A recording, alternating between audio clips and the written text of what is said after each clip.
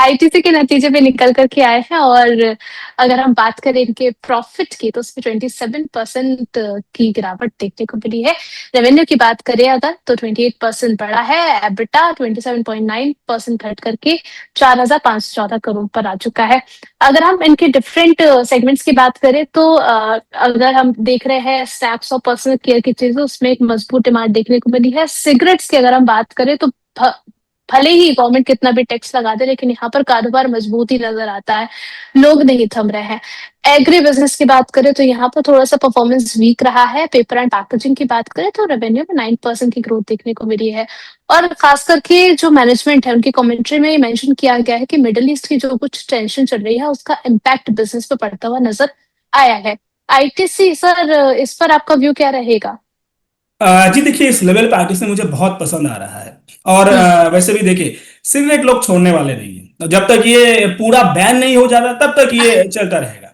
और sir, price भी इतना कितनी ही प्राइस भी इतना कितनी ब्लंटली? जी जी।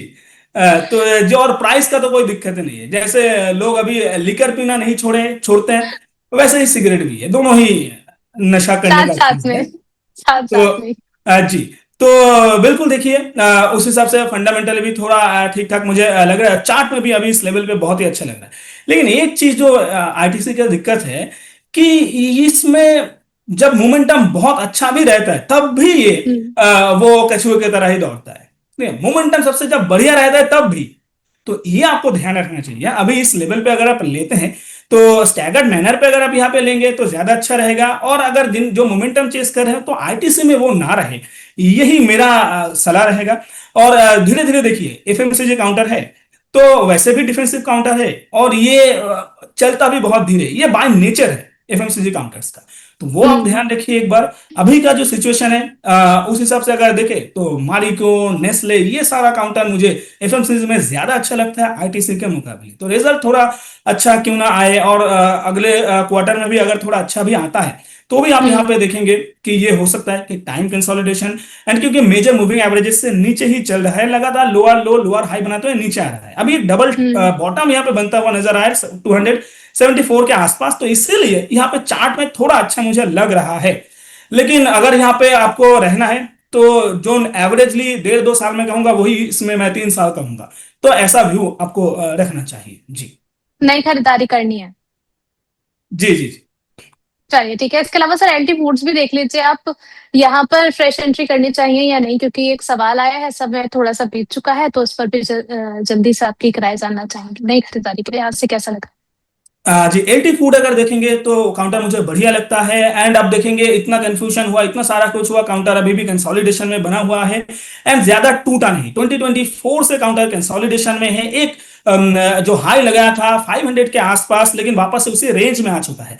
अब देखिए, जो एक बॉक्स रेंज में काउंटर ट्रेड कर रहा है, उसका आप हाई देखेंगे तो 440 के आसपास।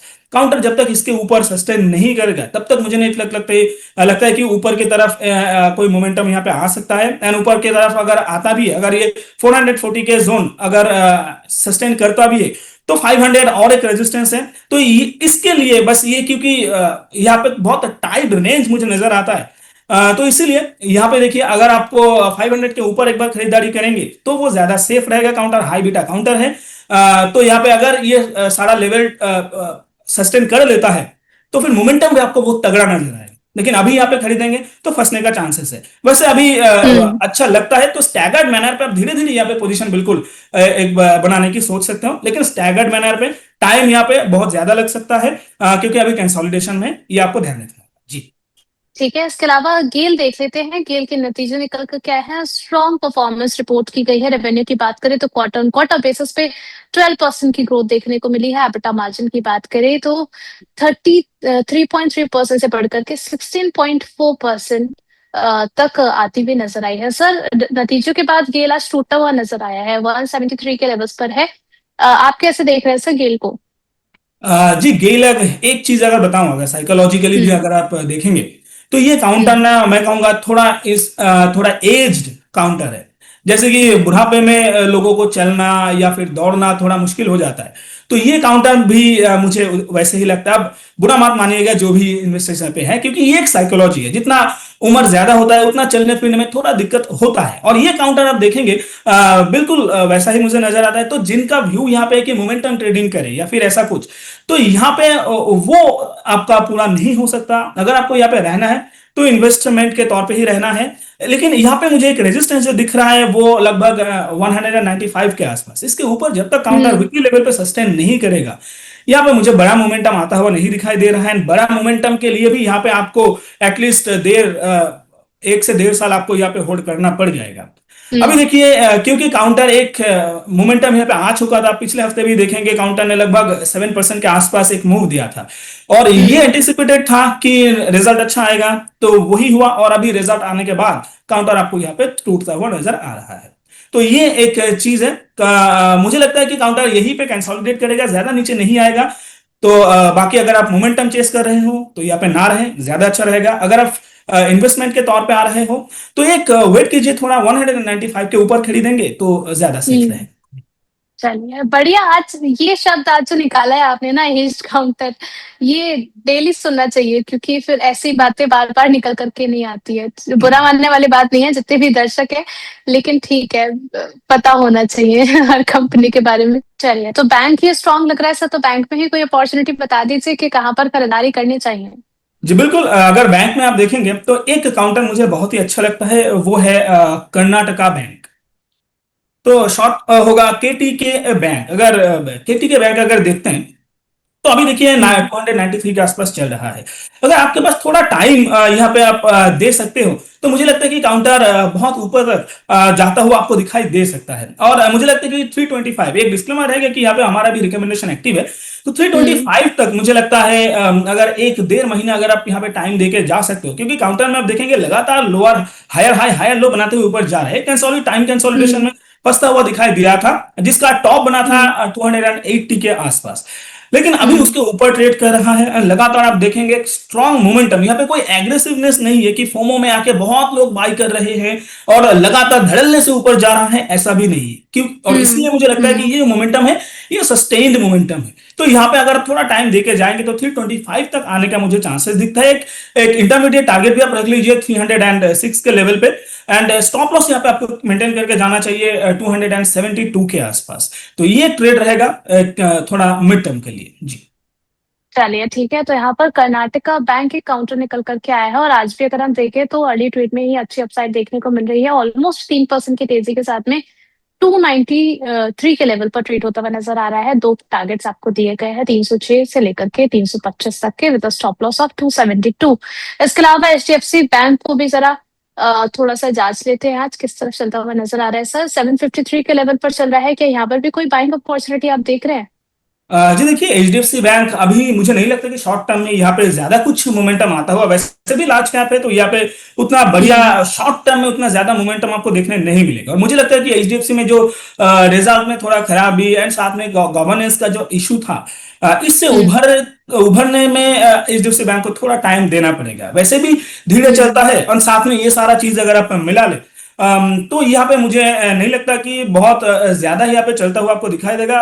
अब लेकिन यहाँ पे क्योंकि बैंकिंग में एक मोमेंटम आता हुआ दिखाई दे रहा है, और उसमें भी मैं कहूंगा अगर बैंकिंग अगर नहीं चलता है पूरा बैंक सेक्टर, तो हम्म। उसमें एक बड़ा वजह होगा कि वो एचडीएफसी बैंक होगा।